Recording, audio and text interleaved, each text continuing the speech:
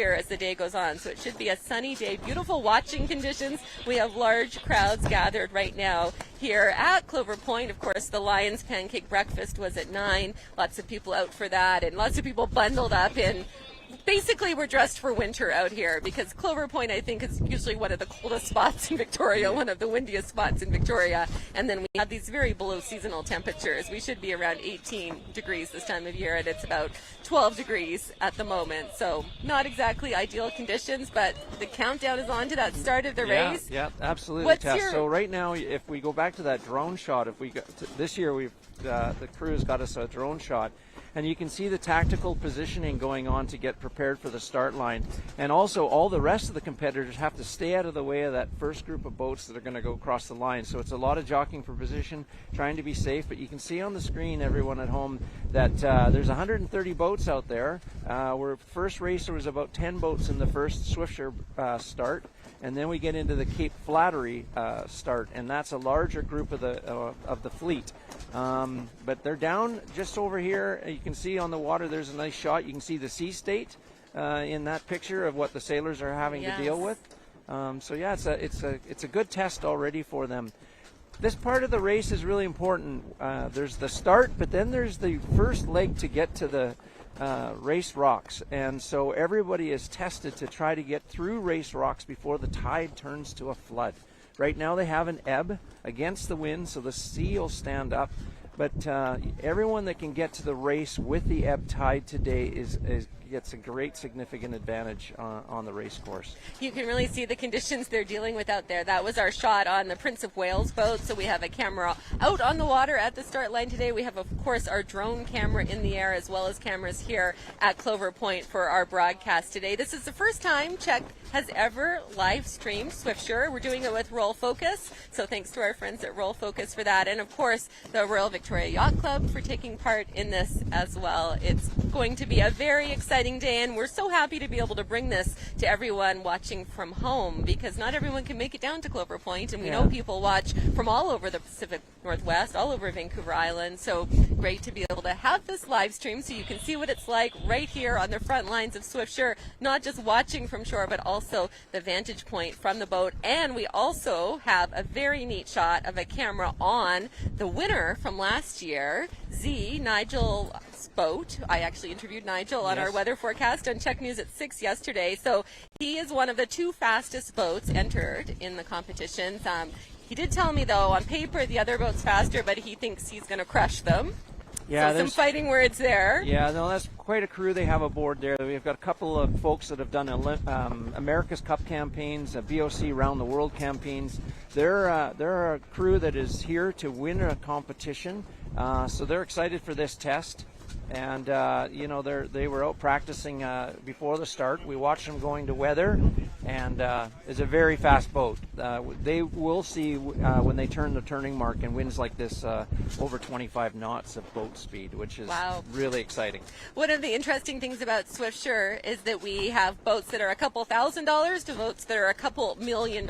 So a huge range here. It's actually accessible for anyone. Sailing's a pretty accessible sport. It's not yachting like below deck Mediterranean, where you're on these big multi-million-dollar yachts. People can go out in a $5,000 sailboat and compete with the big guys, because there is, just like golf, there's handicapping, and we'll talk a little bit more about that later. But first, we have Keith Wells out on the water today, probably regretting that decision. Keith Wells is a longtime CHEK sports anchor who now works with tourism officials to help bring sport tourism to Greater Victoria. And of course, Swiftsure is a huge tourism boom with people coming from all over the Pacific Northwest. Out in the middle of the let's throw things over to Strait Keith. of Juan de Fuca. Great to be out here for the start of the Swiftsure. And thanks very much to the Prince of Wales, Alan McGilvery, who's been helping out for 30 years. We've got Chris at the helm, or Tabin at the helm. We got Chris on the camera. And I'll tell you what, we're in a bit of a washing machine out here. To give you an idea about the conditions, right now we're thinking it's about 35 knots, the wind. We've got the ebb tide going out that way towards the Pacific coast, but the wind coming this way, so the waves are up. And it's a bit of a washing machine here, and it'll be even more significant, of course, out in the middle of the Juan de Fuca. I'm from the Sport Tourism Commission. We're really happy to be sponsoring Swiftsure again. It's one of Victoria's signature events on the sporting calendar in the spring. 1930, and last week, of course, we had Highland Games, 161 years. These are our significant Victoria events we have every year, and it's really great to be sponsoring the event. The big Swiftsure sleds are already off. Everyone's getting ready for the Juan de Fuca, which is coming out next. You can see in the distance they're starting to stack up there, and a good start so far, but I'll tell you, the weather, this isn't going to be a boring event. This is going to be wild for these yachts that are out there all night, and a great start so far.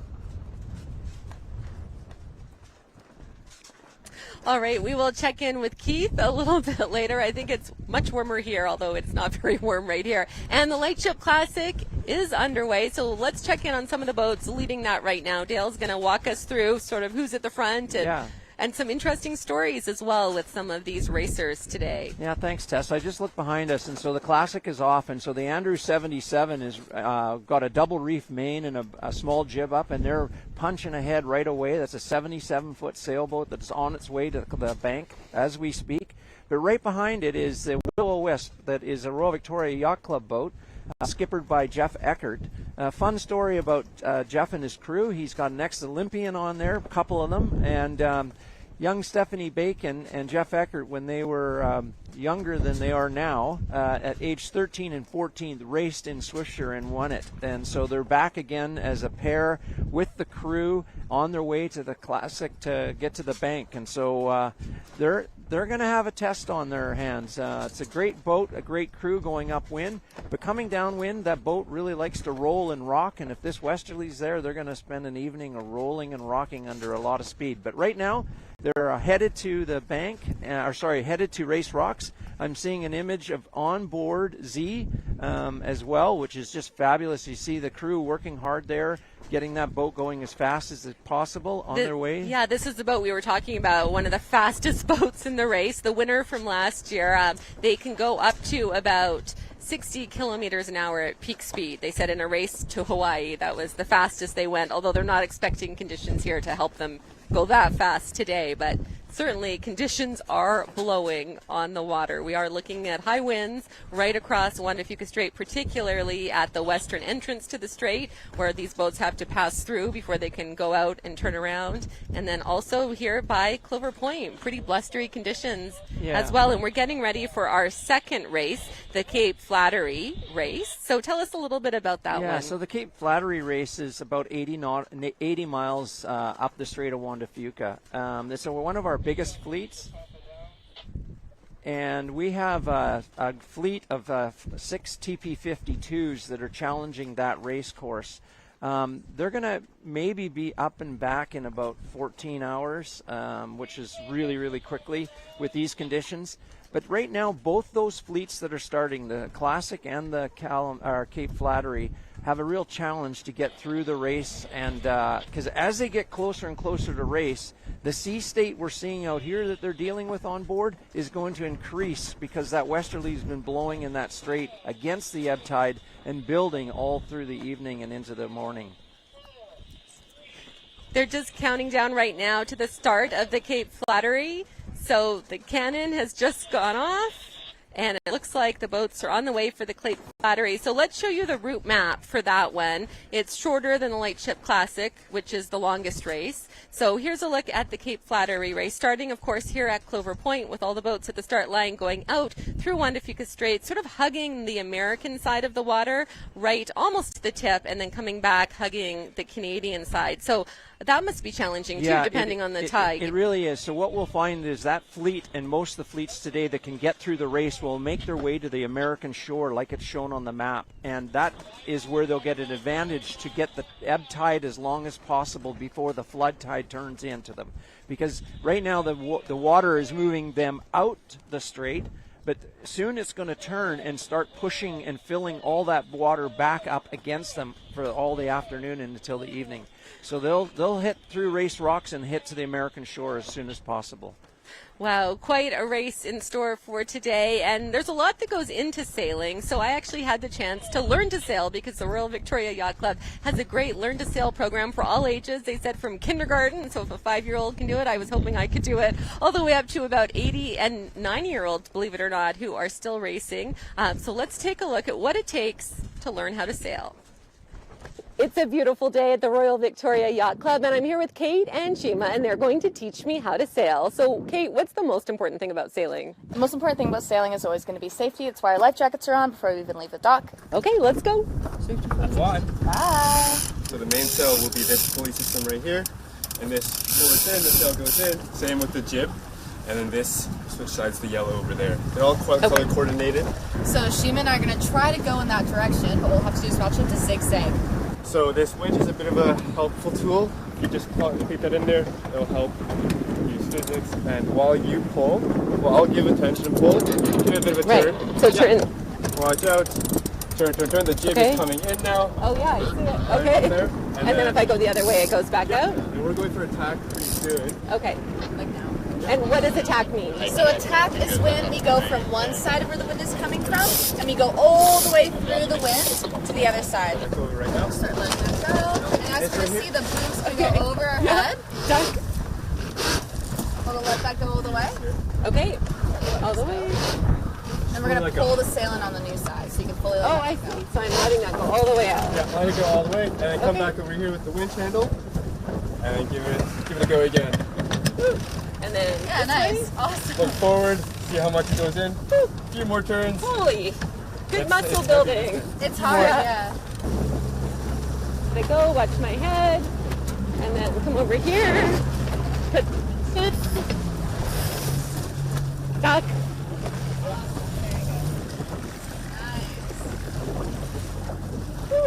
So jibing is essentially the opposite. So when we go for attack, we are putting the front of our boat all the way through the wind, and then we're just going to push our sails to the other side. The jibe is simply the opposite, where instead of our bow going all the way towards the wind, we're going to go all the way away from the wind, and our stern will be the one going for the wind. Jibing in 3, 2, 1. Swing them over our head.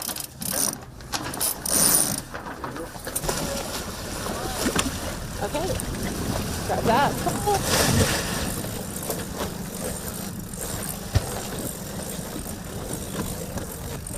So I've graduated to steering. Kate, how does this work? Awesome. So unlike a car, where if you turn right, you go right, sailing is the opposite, which is a little confusing. So what we will do is if we push our tiller to the left, our boat will go to the right. And if we push our boat to the right, We're going to go left. And then if I really wanted to turn around, I would just go all the way. exactly. All the way this way. Yeah. I want to take us Yeah. back. We're going for attack in 3, 2, 1. I'm queen of the world! Sorry, I couldn't resist doing the Queen of the World thing, and Kate actually told me that I said, would it be weird if I did that? And she's like, no, all our sailing school students do that. That's the first thing they want to do when they get on a sailboat is just go to the hull and do that moment from the Titanic. Hopefully no Titanic moments today, because we have had a very exciting development here at the start line. The Cape Flattery race, which had taken off, they've all been recalled to restart the race. So how unusual is that? Well, it's not unusual. It's something they're pros. They know what they're doing, so they have to go back, and the start sequence will start again, the 10-minute countdown to get back to the race course. But as we look behind, that's our largest fleet today. You could see the waterfront covered in sails moving towards Race Rocks, and we also right away notice Z in Cape Flattery clearly making a move and being way ahead of the fleet. So the drone shots there showing you the fleet. Everybody's turned around. The spectators at home might be saying, what's going on? The people in Cattle Point or Clover Point are going to say, why is that happening? The shortest Swiftsure race ever. So back they go, 10-minute countdown, do the start again, and off they go. So what are some of the reasons for that? Because, of course, if a single boat crosses the finish line before the race starts, they have to restart. But to have a general recall of everyone restarting, what would be some of the reasons for that? Many boats over early. Okay. So too many people or in the wind, potentially. Yeah, too many boats over early, so that creates a general recall. So you can see the crews on the screen running downwind back to the start sequence. So for those that had a good start and had a great position on the start, they may be a little concerned and wish they didn't have a general recall.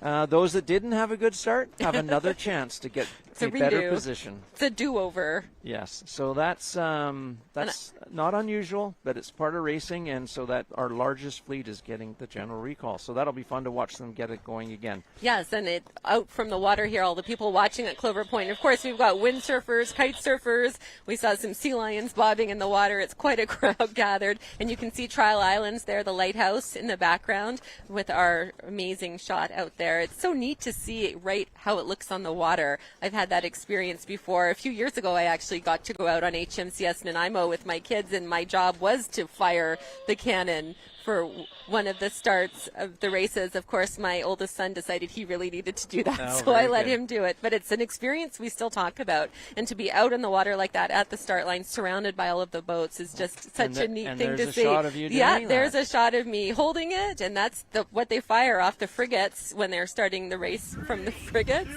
And here we go.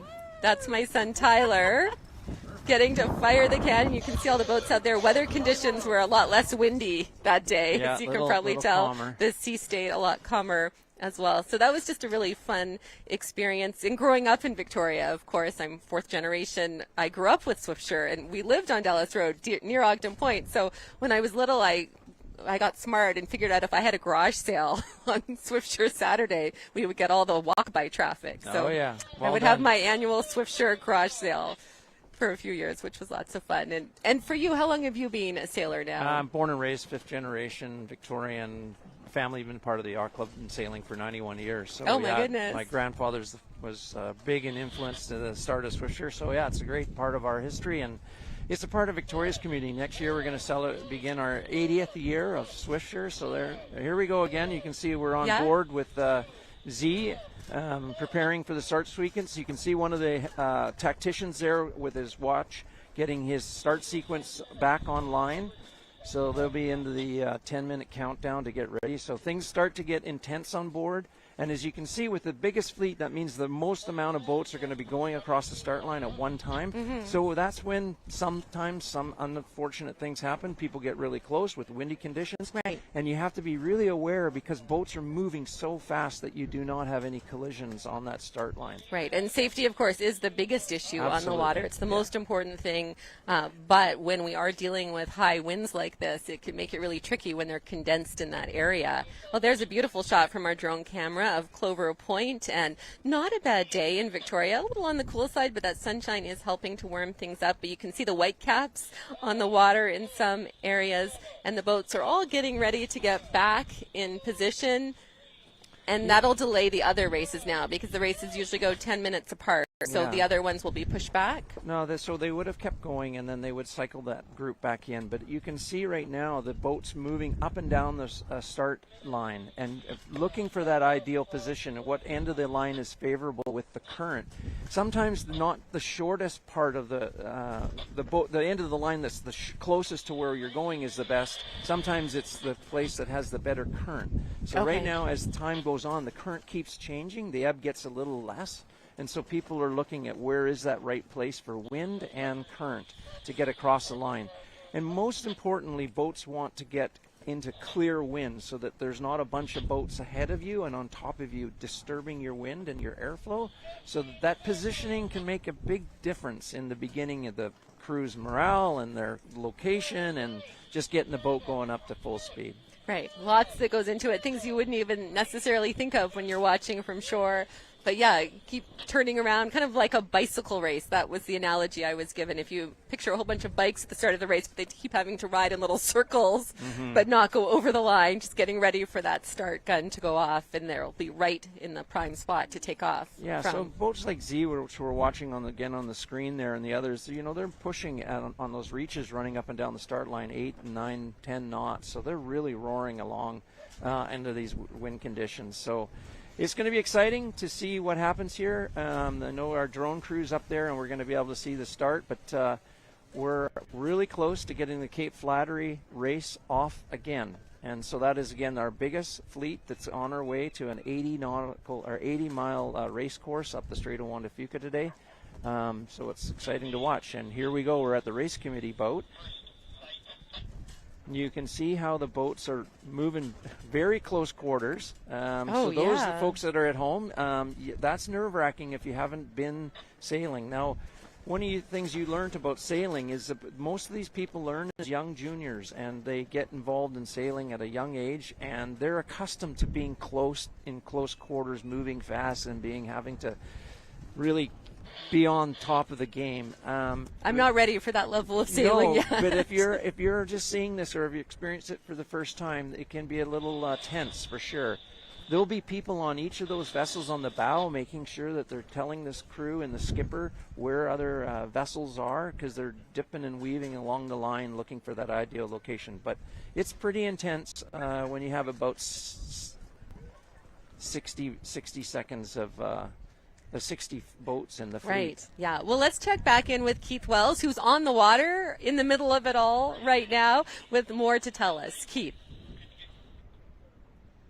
Well, you know, a little bit of excitement out here. I mean, the weather is significant for all of the sailors. The Cape Flattery started, but they've had a general recall. Look, if you're not a sailor and you hear me say Cape Flattery, I'm not talking about London in the 1920s, what a lovely cape you have. It's not that kind of Cape Flattery.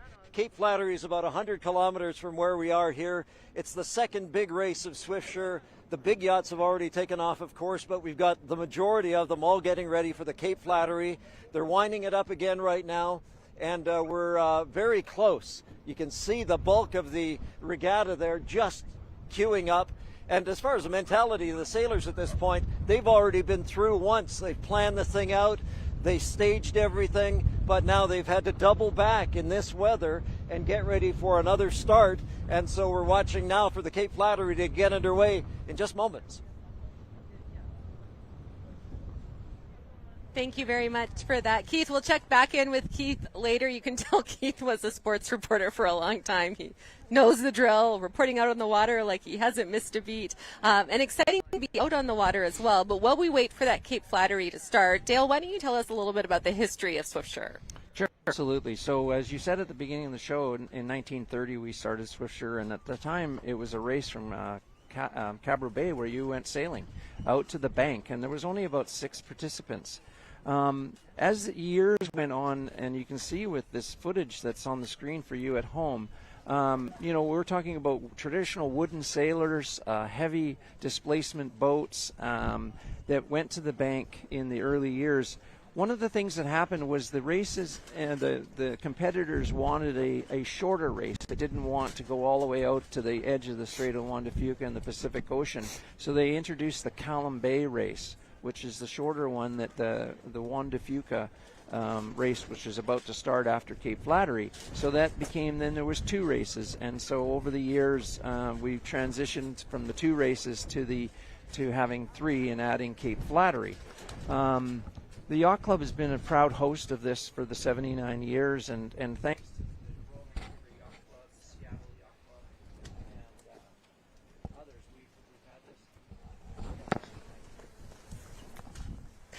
All right, look at that archival footage. It's really neat to see some of this old Swiftsure footage, of course, throughout the decades. Next year, the 80th year for Swiftsure. There have been a few years that were missed, of course, during COVID, during the Second World War. Things were missed a little bit as well. So absolutely amazing milestone, 80 years next year. You can see everyone still jockeying around, doing their little ballet circles. It reminds me a little bit of the water taxi ballet in the Inner Harbor every day. You can see them just circling around, waiting and positioning and making sure they don't hit each other. So, of course, the worst fear for Swiftsure is no wind.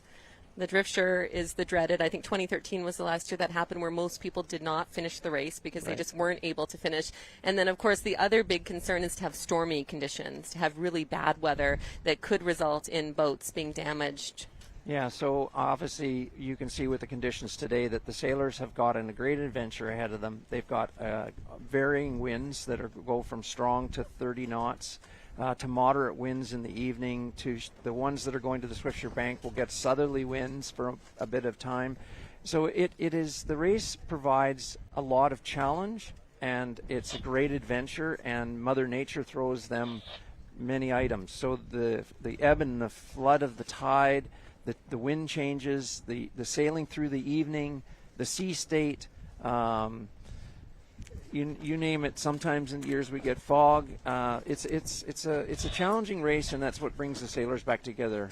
Yeah, and fog, of course, can be very dangerous, and they can't go as fast because they can't see what's ahead of them. So we're not expecting fog today. That's the good news. And for the most part, we should have fairly dry conditions for the race. Of course, the wind is throwing a bit of a wrench in things, particularly for the catamarans and trimarans. They were telling me that anything over about 20 knots or 40 kilometers or so an hour is a challenge for them and a little bit scary. Yeah, no, those are super light vessels, and that wind speed just gets a little over the thresholds for the crew and for the equipment, and yeah, so they're hoping that the wind does come down.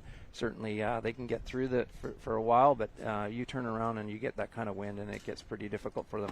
So we're back on board here with Z. They're really close to this start sequence again for Cape Flattery, and you can see them tacking back and forth and getting the ideal position on the line. And so the tacking, as we saw from the Learn to Sail story, is when you're moving your sails from side to side, the boom from side to side. And in this case, because they're going into the wind for the start of the race, into that westerly wind, they're going to be doing a lot of tacking to get the wind in their sails to be able to propel them forward. Where if they had an east wind blowing behind them, of course, it could be the full spinnaker start, and they could just coast away quite easily. So one other thing I noticed since this general recall test is that you can see that the Cape Flattery boats are just about to start. But when I look over my shoulder and look off Clover Point here, the ebb tide and the sea state has calmed down. So that 10-minute change has really changed what's happening right here at this part of the race for those boats. So it's completely changed for them in 10 minutes. A little bit of the ebb tide's calmed down, and we're seeing a smoother sea state for them. And here they go soon. So that'll make it easier for them in that jockeying at the start line, where there's less risk as well of having a collision. How common is it to have a collision at a start line of a race like this? It happens, but all these crews are all experienced sailing and sailors that have been doing this for many years, and so generally not. So there's a thank you to our drone folks. Look at that start. There goes the Cape Flattery fleet, our largest fleet, and it's a great picture for you at home to see all the vessels heading into the wind on the way to Race Rocks. So hopefully we didn't have too many over earlies, and they're off. And actually off this time and not returning again for another general recall. Oh, and of course we have lots of crews out on the water for safety as well. We've seen Coast Guard boats out there, and then we've got our race boats marking the start line on either side with the orange flags. So if you can see that, they're sort of positioned apart with orange flags so that the boats know they have to be between that. Now, the course record for the Cape Flattery race was Terremoto, and that was 12 hours and just under 8 minutes. Yeah, it's amazing what they've done. So I'm just seeing that they have just started. So right now the Cape Flattery boats have just started. And I've just heard the race committee announce that one vessel's over early, so that's good. There we're on board right now with Z, and Z is beating past over the line right now past the committee boat. And the committee boat's the one side of the start line with the orange flag there. So you can see that's one end of the start line. And so they've figured, and this is a very seasoned crew, that is the right place for the current, the right place for the wind, and they've chosen that side of the start line. And they're off again ahead of the fleet. Now, when we watch shots like that of the boat, it looks like it's completely tipped on its side. For non-sailors, they can go, oh my gosh, is the boat going to tip over? But tell us a little bit about how the design of the boat prevents it from doing that on a sailboat. Most people get pretty scared about their first time on a boat, and you can see all the crew that was on the weather side, the windward side, helping keep the boats flat. Because the boats actually travel and sail much faster the flatter they're kept. But the keel on these sailboats counterbalances the wind on the high mass, and that is pushing it.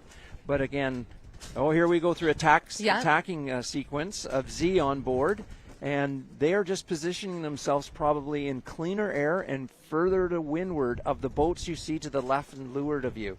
So that was fun to see a tack. They won't make too many tacks between here and Race Rocks. They're getting positioned, and generally they will get on a tack and stay on that tack all the way out to Race Rocks. So they did that for a reason, to get further up out of someone's bad air and get into clean air. Away from the other boats. That's right.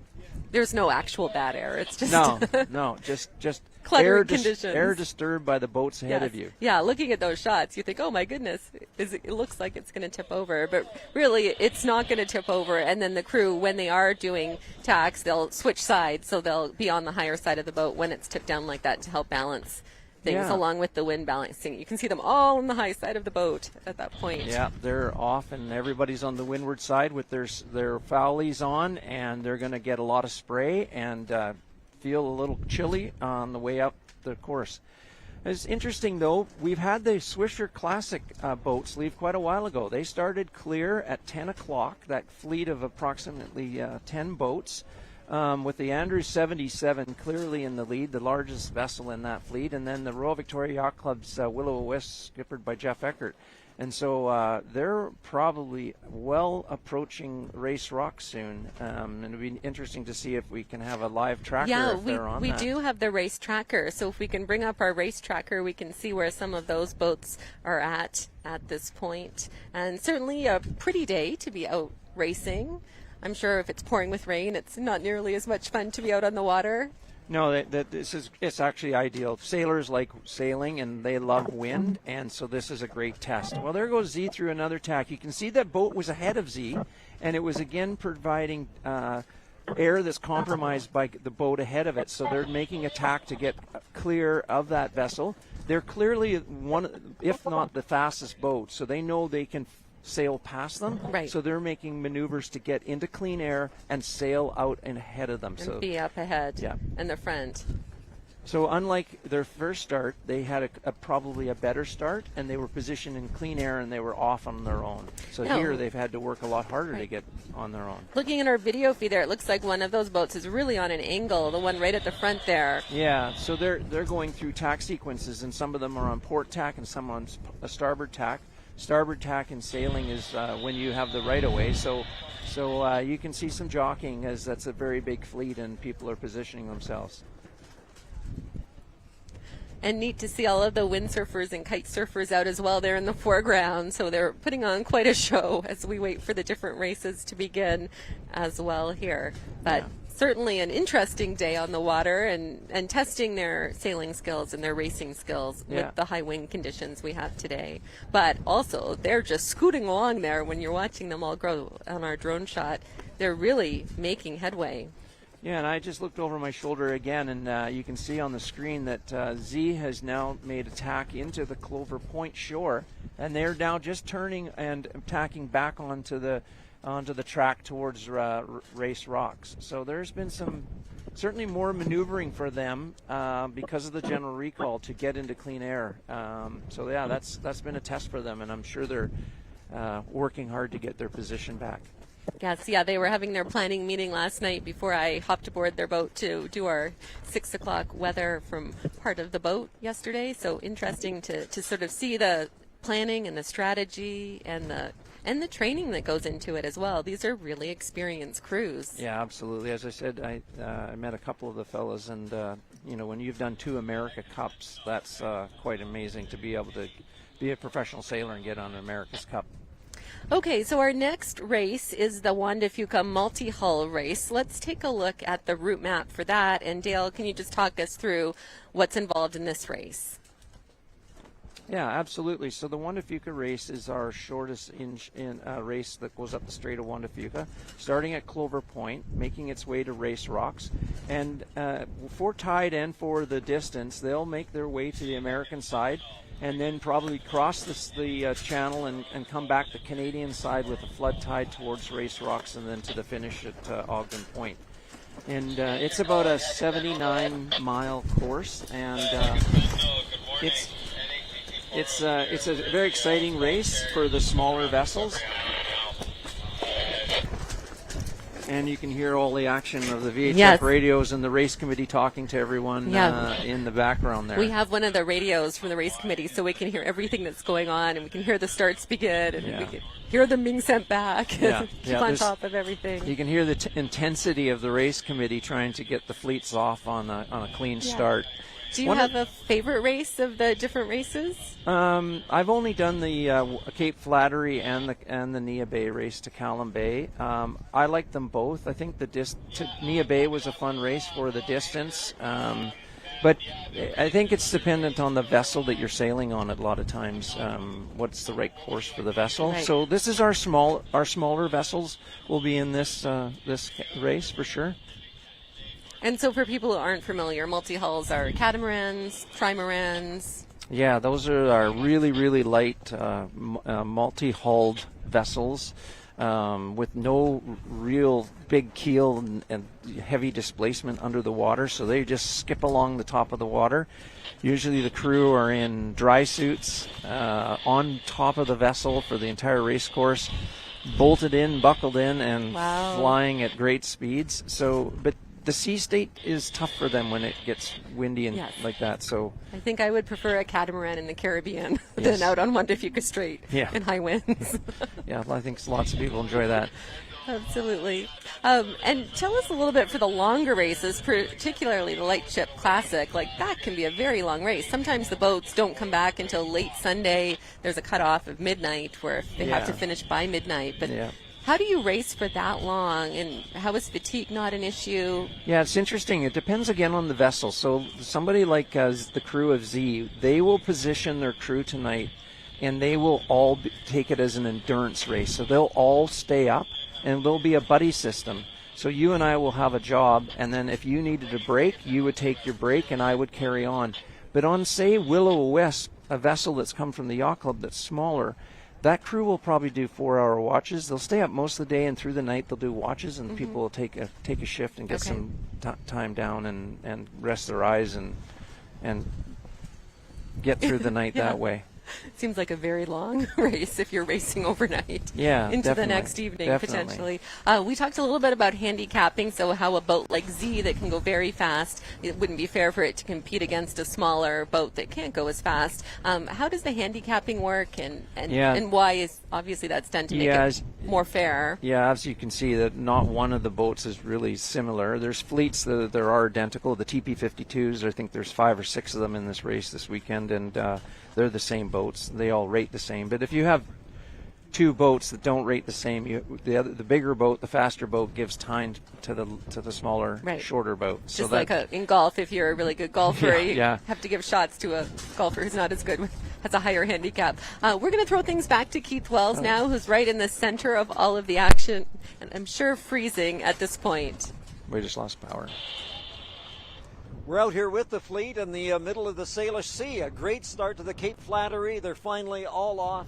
And this is the bulk of the fleet is out there. And I'm telling you, we are 3 to 4 foot seas a little closer to shore. But I can tell as we get a little further out, it's going to be more significant. I was in the Swiftsure about 20 years ago and was on one of the big sleds, Rage. And we were about 6 foot seas in the middle of the Salish Sea.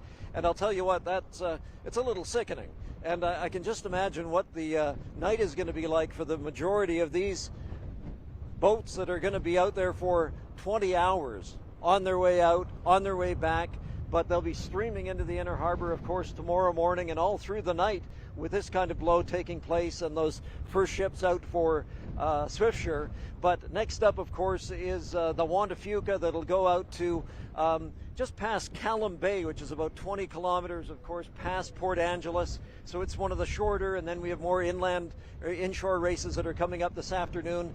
But I'm telling you, this is not a boring Swiftsure this year for sure. The sailboats are all on their sides. It's a great West Coast spring day here and a great start to Swiftsure 2024.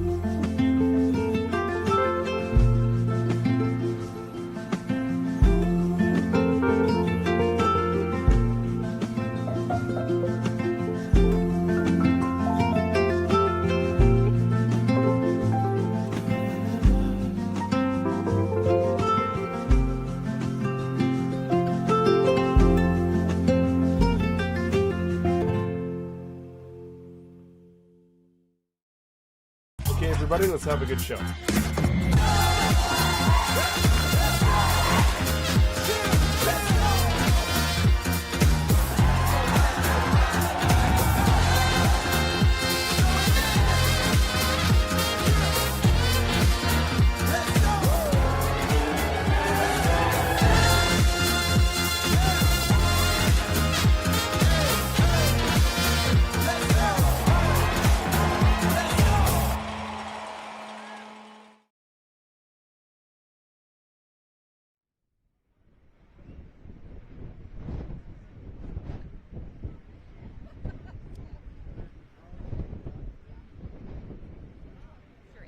International Yacht Race.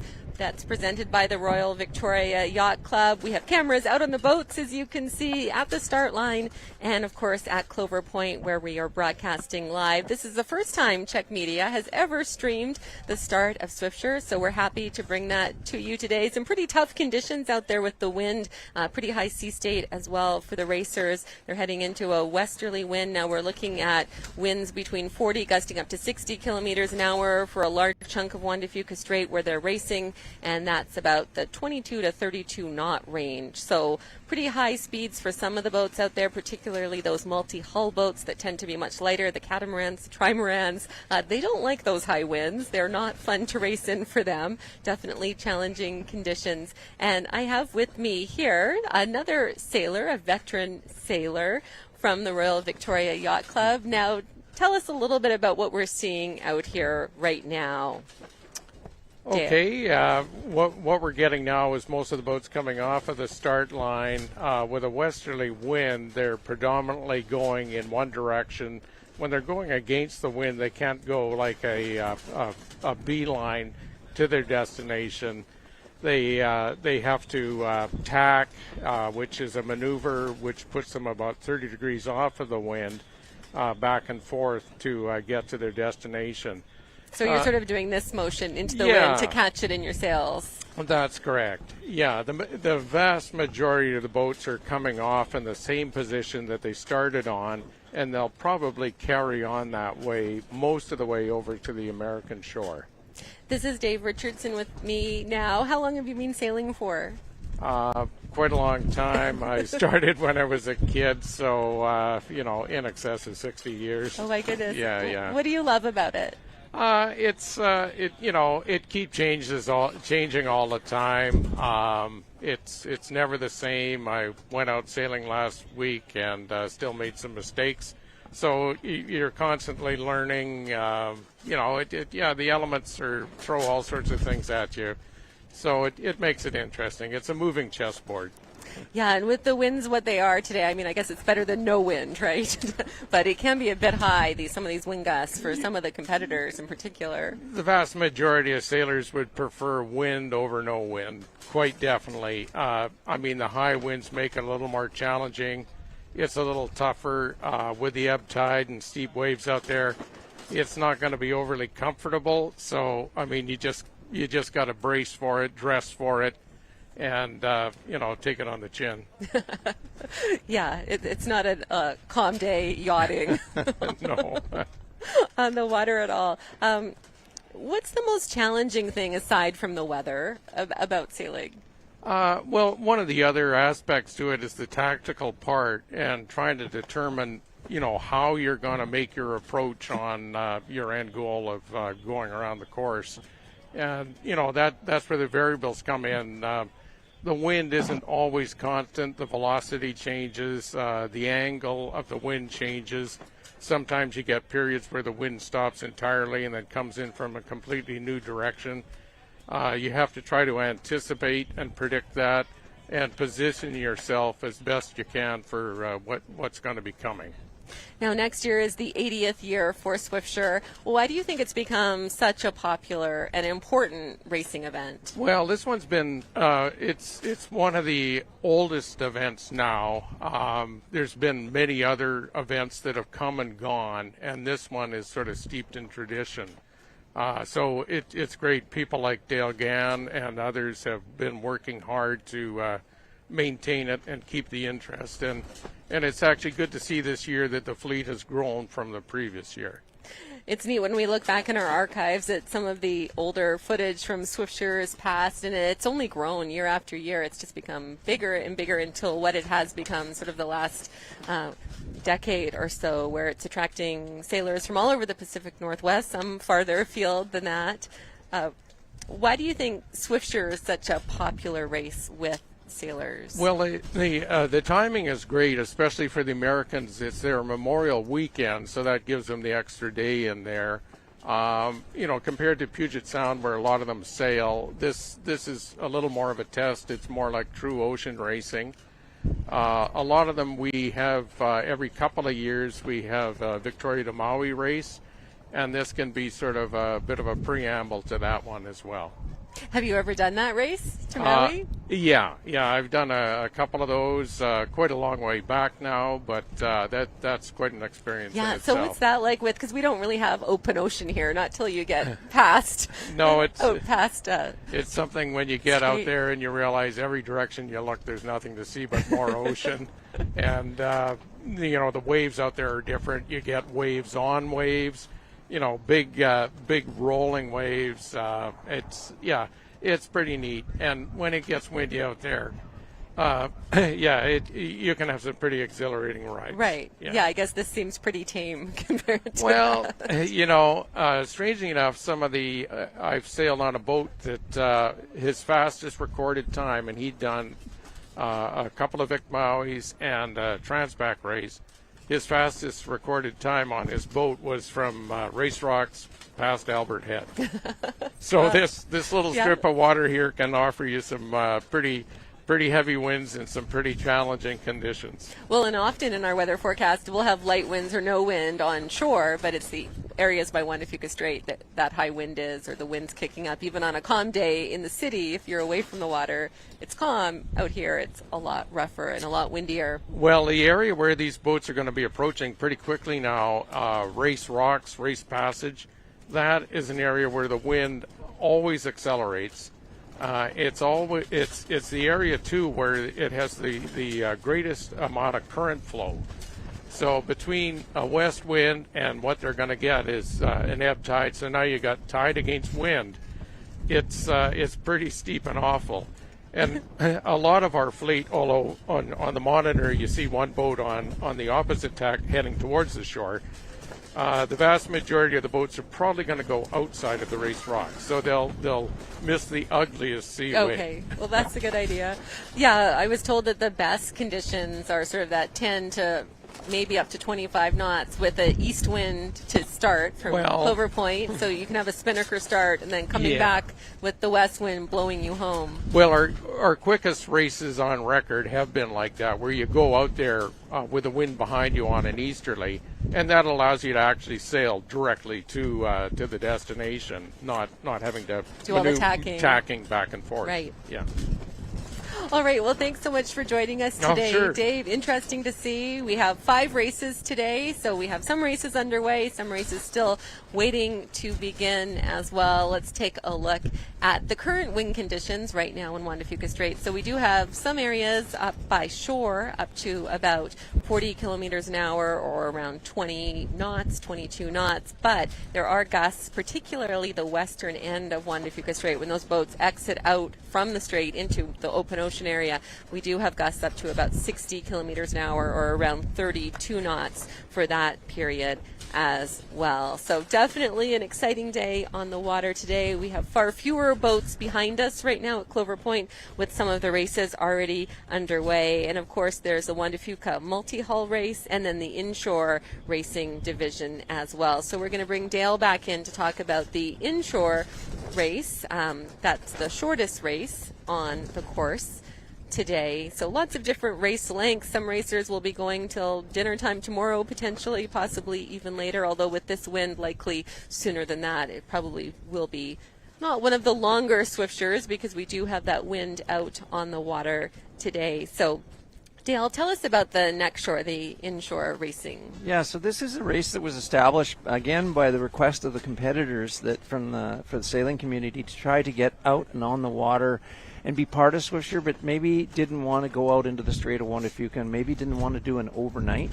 So this provides an opportunity to be at the start line, part of the Swiftsure community event downtown, and they'll sail over to about Albert Head towards Race Rocks area, as you can see on the course map, back outside Trial Island, and then into Royal Victoria Yacht Club, and have a great sailboat race, and they have a barbecue and a prize giving this afternoon. At the Royal Victoria and Yacht a beer, Club. Whereas everyone else, well, they're going to have a bowl of chili, a hot coffee, some hot Anything chocolate, to keep warm, and a lot of green, cold spray, and water for a while. So the inshore racers or the shorter racers also get 2 straights because they get Juan de Fuca straight and then they get Harrow straight when they head back up to Cadbury Bay up there as well. So it can also be a pre-test and a qualifier for, not a technical qualifier, but it gives them the confidence that a crew maybe goes in the inshore and then the following year says, let's do the Juan de Fuca, or let's do the Cape Flattery. So it's increased participation because at the end of the day, our goal is just to get people to become lifelong sailors and spend as much time as they wish out on the water, having fun safely. Right, and of course, Swiftsure brings a lot of money into the local economy in the way of tourism because most of the racers are coming from Washington or Oregon. Yeah, you're absolutely right. So they're eating at restaurants. Yeah, we have a high percentage shopping. Of our participants are from the United States, and so we welcome them always and all their families that come to sponsor them. And let's just give a shout out to our sponsors who are making our live stream possible today. So the Royal Victoria Yacht Club and also Greater Victoria Sport Tourism Commission, the Butchart Gardens, Prince of Wales Whale Watching, Spinnakers, which is appropriate for a sailing race for Spinnakers to help sponsor that.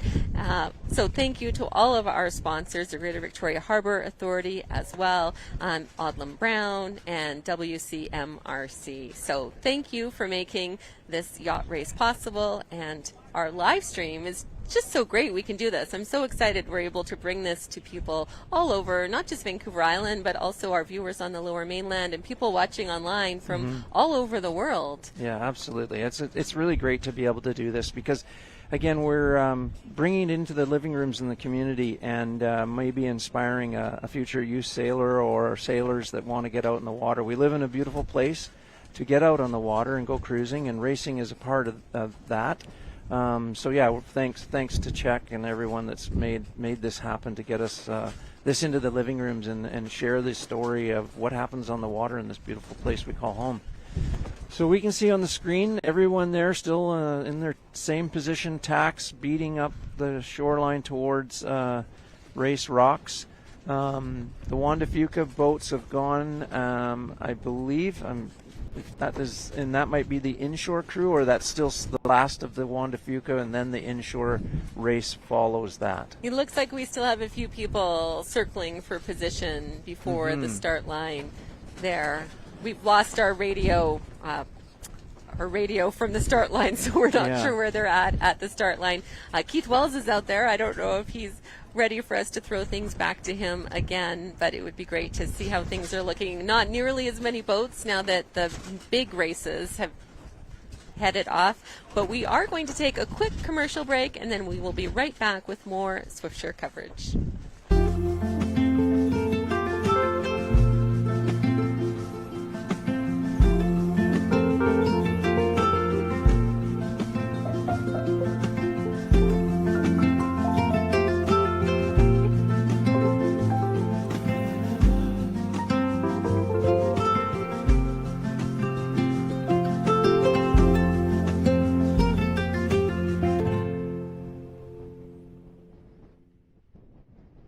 Everybody, let's have a good show.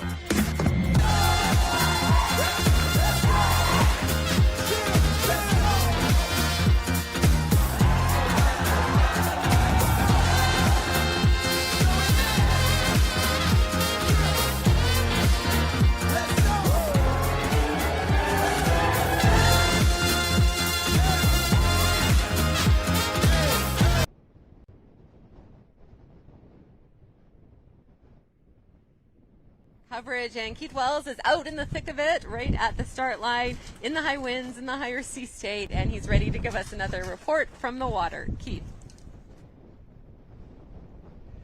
Well, we've got nothing to complain about out here because we're only out here for about an hour, but I'll tell you, we were a little deeper into the Salish Sea here, and the seas are up to about 5 feet.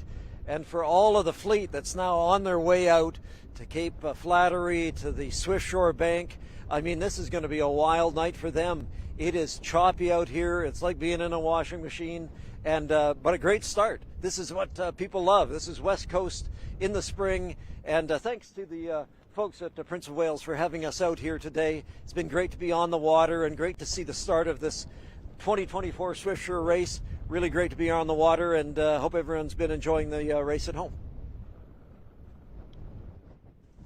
Awesome. Thank you so much, Keith. You can see the sea state on the camera lens out there where the lens is all wet. Yeah, Keith looks a little wet right now. Yeah, I think he'll be happy to come back to shore. Not that it's much warmer here. We're being blown around in the wind. We actually lost power briefly here during this broadcast. Yeah, but an adventure on Clover Point. yes, the joys of live right. streaming. You never know what's going to happen next. You can see some boats are still out there getting ready to start. We still have some diehard windsurfers out there as well. There were about 5 wind and kite surfers at the start of the race. I think we're down to about 2 at this point right now. Yeah, that's right. And you know how we were commenting about how over the race course conditions can change. You know, when we were here early this morning when the first starts left, the wind was at its highest, the tide was ebbing at its most, and we were seeing a different situation. So here we have the live tracker test, which is really exciting, and we should be able to see some of the positions of our leading vessels.